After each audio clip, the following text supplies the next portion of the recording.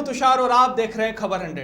आइए रुख करते हैं आज की खबरों की ओर, पर उससे पहले एक नजर आज की हेडलाइंस पर। भीषण प्लेन हादसे में 18 लोगों की मौत। नगर निगम के पीआरओ ने अपने ही सहकर्मी को दी धमकी। मंत्री से प्रताड़ित सरपंच ने की इच्छा मृत्यु की मांग।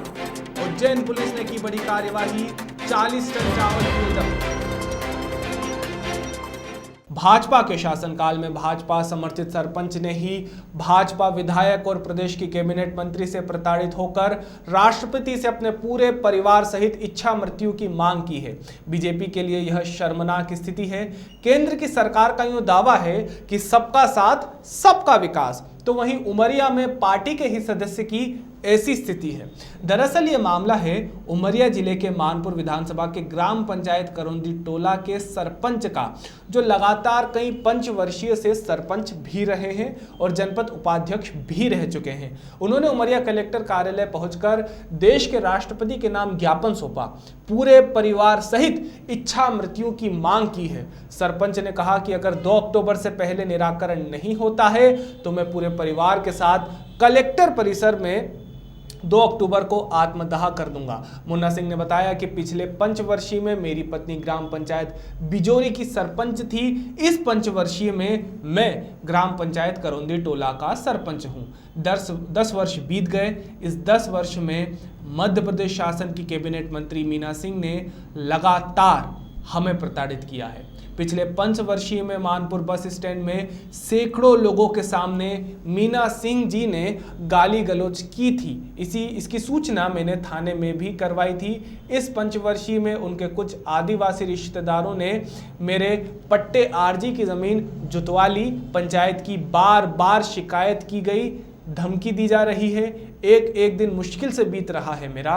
और रही भ्रष्टाचार की बात, तो वे अपने विधानसभा में जितनी पंचायतें हैं उन सभी की जांच करवा लें। यदि अन्य पंचायतों से अच्छा काम नहीं निकला है तो मुझे फांसी की सजा दे दीजिए। उन्होंने यहां तक कहा कि जहां तक विकास की बात है तो 3 पंचवर्षीय से वो भी तो हमारे यहाँ की विधायक है, उनको भी विकास निधि की राशि मिली है। यदि वो खुद ईमानदार है तो कहां कहां विधायक निधि से निर्माण कार्य हुआ है, इसकी सूची वो सार्वजनिक कर दे। स्वेच्छा अनुदान की राशि किस को दी गई है उसकी सूचना भी सार्वजनिक कर दे। उन्होंने कहा पता चल जाएगा कि कौन चोर है और कौन ईमानदार है। मैं ज्ञापन दिया, मैं करौंदी टोला ग्राम पंचायत का निर्वाचित सरपंच हूँ। पिछले पंचवर्षीय में मेरी पत्नी ग्राम पंचायत बिजोरी सरपंच थी। 10 साल गुजर गए। इस बीच में वर्तमान मंत्री मध्य प्रदेश शासन मीना सिंह जी द्वारा मुझे लगातार किसी न किसी बहाने परेशान किया गया। पिछले पंचवर्षीय में सार्वजनिक बस स्टैंड मानपुर में शिव कुमार के होटल के सामने कम से कम सैकड़ों लोगों के समक्ष उल्टा सीधा गाली स्वयं उनके द्वारा दिया गया है, जिसकी सूचना भी मैं थाने में उसी समय दिया था। उसके बाद इस पंचवर्षीय में कुछ उनके रिश्तेदार, 1-2 रिश्तेदार आदिवासी हैं करौंदी टोला में, उनको उकसाकर मेरे पट्टे आराजी की ज़मीन जतवा ली गई और पंचायत की लगातार शिकायत कराई जा रही है, बार बार धमकी दी जा रही है। मतलब एक दिन बड़ी मुश्किल से बीत रहा है और मैं पूरी तरह से परेशान हो चुका हूँ इनके कृत्यों से। और जहाँ तक रही भ्रष्टाचार की बात, यदि मैं ही भ्रष्टाचारी हूँ तो वो अपने पूरे विधानसभा की जितनी ग्राम पंचायतें हैं उनकी सबकी जाँच करा लें। यदि मेरे पंचायत में उनसे यदि अच्छा काम नहीं निकला तो मेरे को फांसी की सज़ा दी जाए, मेरे को मंजूर है। और जहाँ तक विकास की बात है, 2-3 पंचवर्षीय से वो भी हमारे यहाँ विधायक हैं, उनको भी विकास निधि की राशि मिली है। यदि वो बहुत ईमानदार हैं तो कहाँ कहाँ निर्माण कार्य हुआ है विधायक निधि से उसकी सूची सार्वजनिक करें, तथा स्वेच्छा अनुदान की राशि किन किन को बांटी गई है उसको भी सार्वजनिक करें। पता चल जाएगा कि कौन चोर है और कौन भ्रष्टाचारी है, कौन सही है। अब आप क्या चाह रहे हैं, क्या कर रहे हैं? मैं ये चाह रहा हूँ कि भाई उनके जो विधायक निधि की है, स्वेच्छा अनुदान की है, उसकी भी जांच कराई जाए और तमाम ग्राम पंचायतों के जो उनसे संबंधित हैं और मेरी भी जांच करा ली जाए।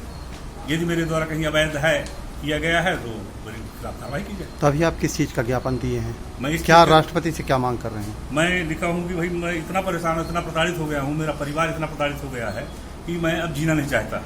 मैं इच्छा मृत्यु का आवेदन किया हूँ राष्ट्रपति महोदय से, और ये निवेदन किया हूँ कि यदि 1 माह के अंदर मुझे अनुमति नहीं मिली तो 2 अक्टूबर गांधी जयंती के दिन मैं कलेक्ट्रेट में आकर परिवार सहित आत्मदाह करूँगा। Thank you.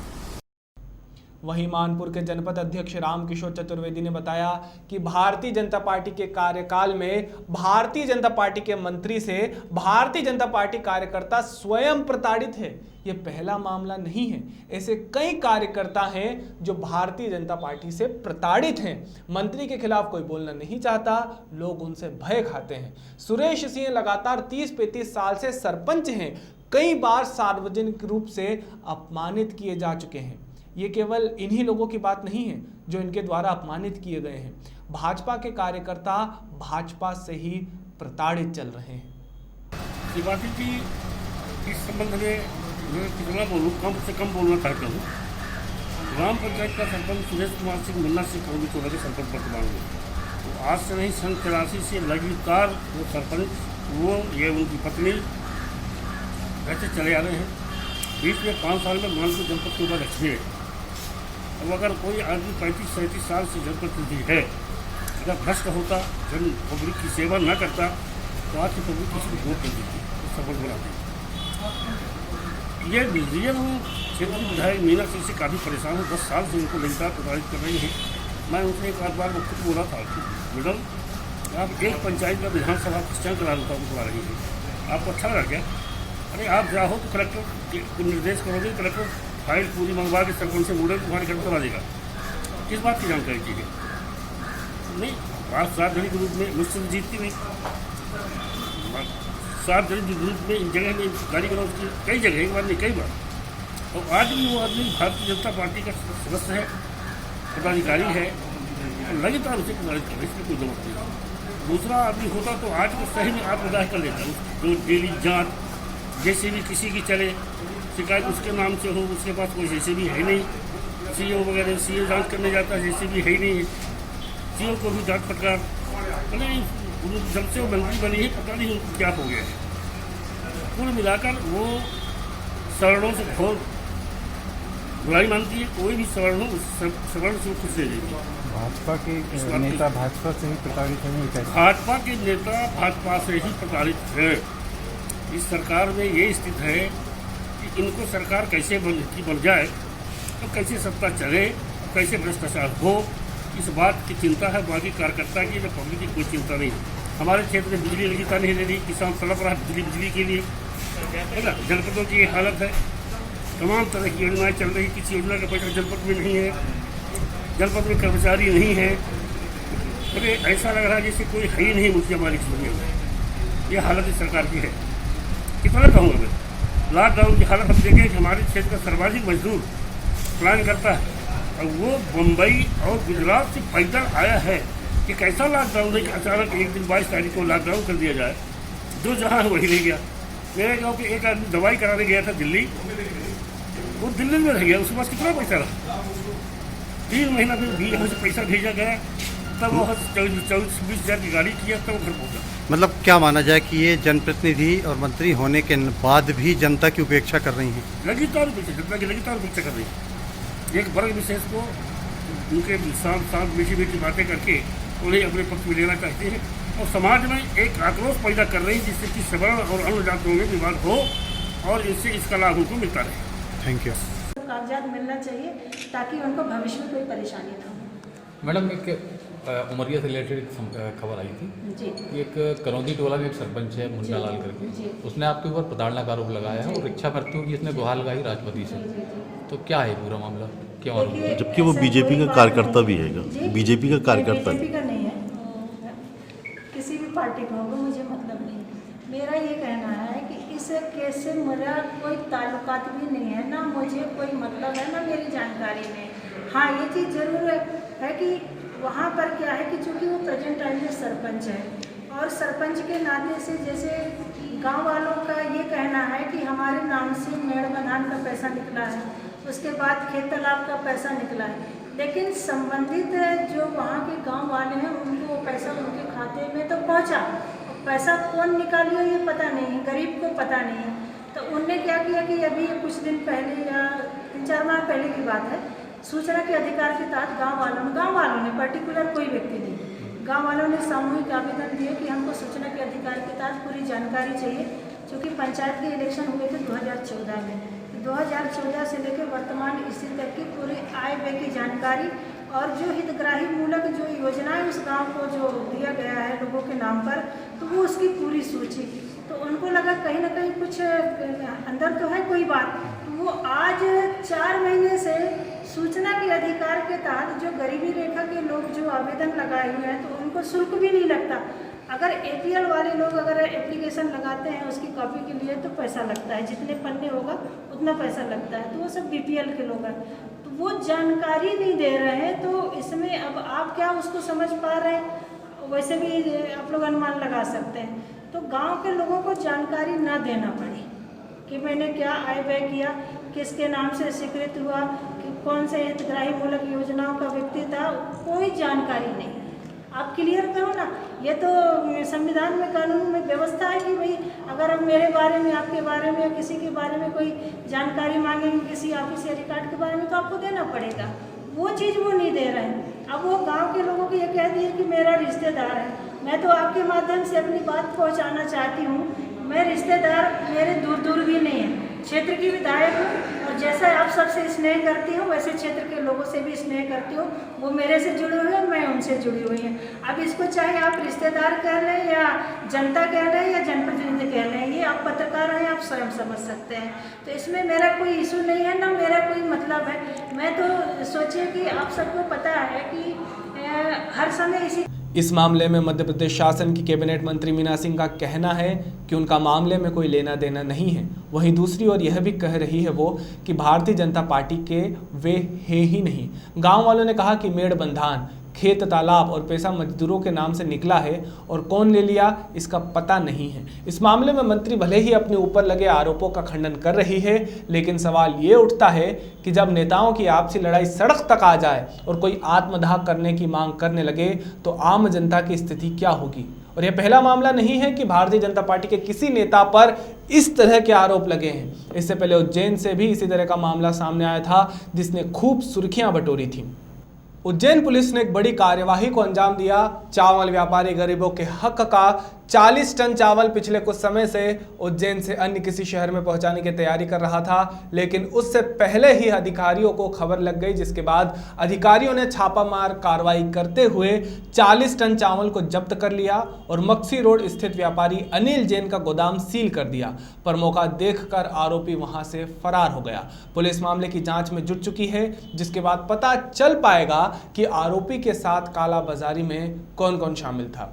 उज्जैन से मयंक गुर्जर की रिपोर्ट। एक शिकायत मिली थी कि अवैध रूप से चावल भर के कोई ले जा रहा है। तहसीलदार साहब ने मौके पे गया और वो गाड़ी रुकवाई। ये है औद्योगपुरी मणिनगर के पास में, ब्रिज के पास में। तो वहाँ पे उन्होंने गाड़ी को रुकवाई, तो वहाँ देखा तो वो गाड़ी में चावल लोड किया हुआ था। लगभग उन्होंने ड्राइवर ने बताया कि 40 मेट्रिक टन है। तो तहसीलदार द्वारा खाद्य विभाग के अधिकारी हमारे को वहाँ मौके पे बुलाया, तो वहाँ उनसे ड्राइवर से पूछताछ करा हमने कि भाई चावल कहाँ से लाया, तुम कहाँ ले जा रहे थे। तो उनके द्वारा मौके पे किसी प्रकार के दस्तावेज तो प्रस्तुत नहीं करे और उनके द्वारा बताया कि यह उज्जैन से भर के हम नागपुर ले जा रहे थे। उज्जैन में किसके यहाँ से भरा था और कौन से गोडाउन से आपने माल जब्त किया? ये उसने बताया था कि उद्योगपुरी में कोई अनिल जैन है, उनके गोदाम से भरा। तो उसके बताए अनुसार हमने वहाँ मौके पे गए गोदाम की जांच के लिए। तो वहाँ पे अनिल, वहाँ गोदाम पे ताला लगा हुआ था। फिर उनसे पूछताछ करे आजू बाजू से, तो उन्होंने बताया कि अनिल जैन का गोदाम है और उनसे मोबाइल नंबर से लेकर उनसे वहाँ पे मौके पे बुलाया कि आप यहाँ गोदाम पे आ जाए, थोड़ी जांच करना है। उन्होंने बताया कि मैं 20-25 मिनट में आता हूँ, किंतु 20-25 मिनट में आप उपस्थित नहीं हुआ। तो हमने उनसे पुनः फ़ोन लगाया कि आप तत्काल आ जाए। तो वो फिर मोबाइल उसका स्विच ऑफ बता रहा था। किस प्रकार आप कार्रवाई होगी अनिल जैन के ऊपर? अभी तो हमने देखा है, अभी प्राथमिक क्या, अभी तो कार्रवाई चल रही है। अभी कह पाना संभव नहीं क्या स्थिति, चीज़ कहाँ से इसमें चावल भरा है। क्या ये सरकारी गेहूँ है? अभी अभी कार्रवाई जारी, कार्रवाई पूरी होने के बाद ही बता पाएंगे कि क्या है। प्रथम दृष्टया क्या लग रहा है आपको अभी तक जो तो कागज़ वगैरह नहीं है, कागज़ वगैरह से नहीं होने से हम ये नहीं बता पाएंगे चावल देख के कि ये कहाँ का चावल शासकीय योजना का है या नहीं है। यदि सर ये शासकीय निकलता है तो इससे साफ पता चलेगा कि जैसे कोरोना लॉकडाउन में गरीब लोगों को जो चावल बंटना था कहीं ना कहीं ये व्यापारियों ने दबा के रखा। जो भी होगा नियम में अगर प्रावधान अगर उनके तरह से प्रमाणित हो जाएगी शासकीय योजना होगा तो उस हिसाब नियम के अनुसार कार्रवाई करेंगे इनके खिलाफ। सर आपका नाम श्री राम बल्टे, सहायक आपूर्ति अधिकारी उज्जैन। रेल मंत्रालय ने कोरोना काल के बीच देश भर में निजी ट्रेनों का संचालन शुरू करने की तैयारी कर ली है। निजी ट्रेनों की सौगात का लाभ मध्य प्रदेश की आर्थिक राजधानी इंदौर को भी मिलेगा। इंदौर से 3 निजी ट्रेनों में इंदौर मुंबई, इंदौर दानापुर और इंदौर नई दिल्ली के लिए ट्रेन चलाई जाएगी। लेकिन इंदौर सांसद शंकर लालवानी ने निजी ट्रेन जल्द शुरू होने की बात कही है। इंदौर से सरफराज खान की रिपोर्ट। प्रकोप है पूरे विश्व में एक महामारी के रूप में फैला है और भारतवर्ष में भी इसका काफ़ी आतंक रहा है और उसको ध्यान में रखते हुए, क्योंकि रेलवे और स्टेशन एक ऐसी जगह होती है जहाँ पे लोगों का जमावड़ा बहुत ज़्यादा होता है और एक संक्रामित व्यक्ति बहुत लोगों को संक्रामित कर सकता है, उसको ध्यान में रखते हुए रेल प्रशासन ने अभी ट्रेनों का संचालन बंद किया हुआ है। इसके साथ में कुछ ट्रेनों को निजी ट्रेन के रूप में चलाने का प्रस्ताव है जो रेल मंत्रालय के अधीन है और रेल मंत्रालय के निर्देशानुसार उनका संचालन किया जाएगा। इंदौर से बॉम्बे के लिए, नई दिल्ली के लिए और दानापुर के लिए 3 ट्रेनों का प्रस्ताव रेल मंत्रालय में है और अभी भी वो रेल मंत्रालय के अधीन ही है और जैसे ही हमें निर्देश मिलते हैं उनके संचालन के लिए तो रेल प्रशासन पूरी तरह से तैयार है रेलवे जो निजी ट्रेनों को चलाने के लिए। निजी ट्रेन चलाने का एक मतलब ये भी है कि जो भी यात्री जाएंगे उनको पूरी तरह सुरक्षित उनकी यात्रा रहे और किसी तरह से लोग संक्रामित ना हो, उसको ध्यान में रखते हुए रेल प्रशासन ने ये निर्णय लिया है। तो आने वाले टाइम में जैसे ही रेल मंत्रालय से आदेश मिलते हैं तो रेलवे अपना जो ट्रेन है उसका संचालन, जो निजी ट्रेन है उनका संचालन करेगा और जो भी यात्री उससे यात्रा करेंगे वो सुरक्षित अपने घर तक पहुँच पाएंगे। जितेंद्र कुमार जयंत, वरिष्ठ जनसंपर्क अधिकारी, पश्चिम रेलवे, इंदौर। उत्तर प्रदेश के जनपद हापुड़ के थाना सिटी कोतवाली क्षेत्र में चोरों का आतंक थमने का नाम नहीं ले रहा। मेरठ रोड स्थित भगवान बुद्ध लोक में बुद्ध भगवान की 3 अष्ट धातु की मूर्ति चोरी का मामला सीसीटीवी कैमरे में कैद हो गया है। बुद्ध विहार मेरठ रोड में बीती रात राह चलते चोर ने एक मंदिर को निशाना बनाते हुए बुद्ध भगवान की अष्ट धातु की 3 मूर्ति लगभग लाखों रुपए की चोरी कर फरार हो गया। वहीं उसकी सारी हरकत मंदिर में लगे सीसीटीवी कैमरे में कैद हो चुकी है। जहां सीसीटीवी में कैद चोर की हरकत से पता लगाया जा सकता है। मंदिर के महंत चेयरमैन लोकनायक अशोक का कहना है कि जहां उत्तर प्रदेश पुलिस ड्यूटी को लेकर ढोल बजाती नजर आती है तो वहीं पुलिस ड्यूटी की यह चोरी का पोल खोलती नजर भी आती है। वहीं मंदिर के ऊपर बैंक कर्मचारी के लैपटॉप व जूते सहित हजारों का सामान लेकर फरार हो गया चोर, जहां पुलिस जांच में जुटी हुई है। हापुड़ से हरेंद्र शर्मा की रिपोर्ट। क्या नाम है आपका? रेवरेंड लोकनायक सुघोष। क्या हुआ था यहाँ पे चोरी वगैरह की?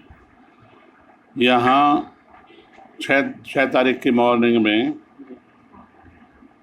एक अनजान लोगों ने चोरी की जो दरवाजे के रास्ते ऊपर चढ़ गए और जहाँ अबुशित गेस्ट हाउस है उसमें चंदन इंगोले नाम के सहायक प्रबंधक बैंक ऑफ कैनरा बैंक के रहते हैं, उनका सामान था। वो कहीं अपने मित्र के यहाँ चले गए और वहाँ से लैपटॉप, जूते और कपड़े, घड़ियाँ और बुद्ध का 3 स्टैचू और भी काफ़ी सामान उठा करके ले गए। लगभग कितने रुपए की चोरी हुई है? लगभग 1.5-2 लाख रुपए की चोरी। इसमें आपने पुलिस से कंप्लेंट की है? पुलिस को कंप्लेंट की है उसी दिन और अभी तक तो उसमें कोई सुराग लगा नहीं है। तो पुलिस ने क्या आश्वासन दिया है? पुलिस ने आश्वासन दिया है कि भाई देख रहे हैं, पुलिस का आश्वासन देख रहे हैं कहा है। अभी उनकी कोई पहचान हो पाई है? तो नहीं, कोई पहचान नहीं हो पाई। जो यहाँ कैमरे लगे हुए हैं उनमें साफ चेहरा नहीं आ रहा है। वैसे ये पता लग रहा है कि आदमी कहाँ से चढ़ा, कहाँ को गया, कैसे गया, लेकिन उसका चेहरा मोहरा सही से दिखाई नहीं दे रहा। कौन सा मंदिर कहलाता है? ये बौद्ध मठ है, अंतर्राष्ट्रीय बुद्ध शिक्षा संस्थान के अंडर में चलता है और ये 1952 से यहाँ है। केरल के कोझिकोड के करीपुर हवाई अड्डे पर लैंडिंग के दौरान एयर इंडिया का बोइंग 737 विमान फिसल गया। इस विमान में तकरीबन 191 यात्री सवार थे। हादसे में पायलट समेत 3 लोगों की मौत हो गई और कई यात्री घायल हो चुके हैं। विमान दुबई से आ रहा था। यह हादसा लगभग 7:45 पर करीपुर की घाटी में हुआ। एयर इंडिया का यह विमान दुबई से कोझिकोड आ रहा था। करीपुर हवाई अड्डे पर उतरने के वक्त फिसल गया विमान। भोपाल नगर निगम के जनसंपर्क अधिकारी प्रेम शंकर शुक्ला पर उन्हीं के एक सहकर्मी ने धमकी देने का आरोप लगाया है। शिकायतकर्ता अशोक वर्मा का आरोप है कि प्रेम शंकर शुक्ला कार्यालय में अपनी मनमर्जी करते हैं और कोरोना काल में भी सभी कर्मचारियों पर कार्यालय आने का दबाव बनाते हैं, जबकि नगर निगम के जनसंपर्क कार्यालय में हाल ही में 10 लोग कोरोना पॉजिटिव मिले हैं। इसके बाद भी पीआरओ शुक्ला सहकर्मियों पर ऑफिस आने का दबाव बना रहे हैं। निगम के कर्मचारी संगठन ने जब इस मामले की शिकायत निगम आयुक्त केवीएस चौधरी से की तो उन्होंने भी इसकी जांच दोषी जनसंपर्क अधिकारी प्रेम शंकर शुक्ला को ही सौंप दी। अब निगम कर्मी अशोक वर्मा ने मीडिया के माध्यम से मदद की गुहार लगाई है। भोपाल से दीपक सिंह की रिपोर्ट। आज मेरे पास किसी एक कर्मचारी का फोन आया। मामला था कि मैंने प्रभारी जनसंपर्क अधिकारी के नाम से सम्मान्य आयुक्त महोदय जी को पत्र लिखा था संगठन के माध्यम से। चूँकि जनसंपर्क विभाग में हमारे 10 कर्मचारी कोरोना पॉजिटिव पाए गए थे और निरंतर प्रभारी जनसंपर्क अधिकारी दबाव बना रहा था ऑफिस खोलने के लिए, जिनको लेकर के मैंने आयुक्त महोदय जी को पत्र लिखा था। उसी के तारतम्य में प्रेम शंकर शुक्ला निरंतर अपने अधीनस्थ कर्मचारियों को भड़काया जा रहा है और मुझे फ़ोन करके धमकी दिलवाया जा रहा है, जिसे लेकर मैं सम्मान्य आयुक्त और नगर निगम प्रशासक महोदय जी को पत्र लिखकर अवगत कराना चाहता हूं कि उक्त अधिकारी पर तत्काल कार्रवाई करें ताकि कर्मचारी अपनी कार्यवाही अच्छे से कर सकें। अभी के लिए केवल इतना ही, लेकिन ताज़ा खबरों के लिए देखते रहिए खबर 100, जनता की बुलंद आवाज़।